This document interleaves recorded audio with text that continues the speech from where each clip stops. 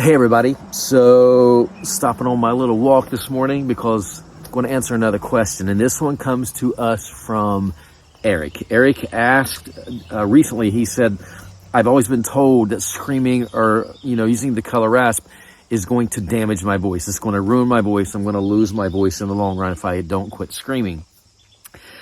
And the answer to that is false. That is not true if you learn how to use this color correctly. And if you think back millions of years to our ancestors who are probably running from dinosaurs and they're screaming to warn their village, they didn't lose their voice. That voice was carrying and everyone's like, yeah, screaming and running so they didn't get eaten. So we were born with the ability to scream.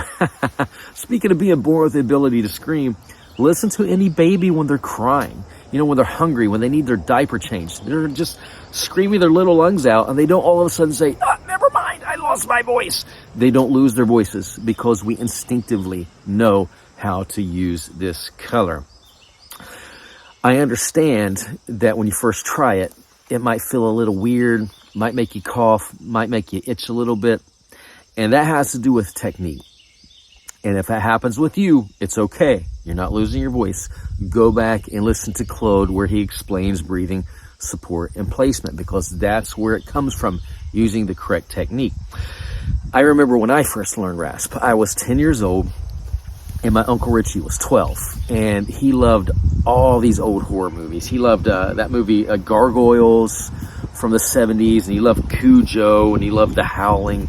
So he would imitate these characters. He'd be like, I am a gargoyle! Or he'd be like, yeah, like he was a dog or a werewolf.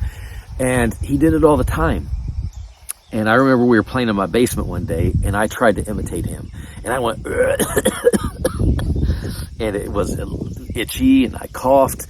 And he says, no, Jamie, you can do it. You got to feel it up here. And he literally stuck his finger in his mouth and touched his soft palate. That's the secret. That's the secret to most of these colors. If you can feel the energy of your voice where we have our resonance EQ, our placement in that soft palate, or forward or backward, that's going to unleash your voice. That's going to keep you from grunting, because that is where singers lose it when they're screaming or rasping. They're grunting the sound, and you can't do that.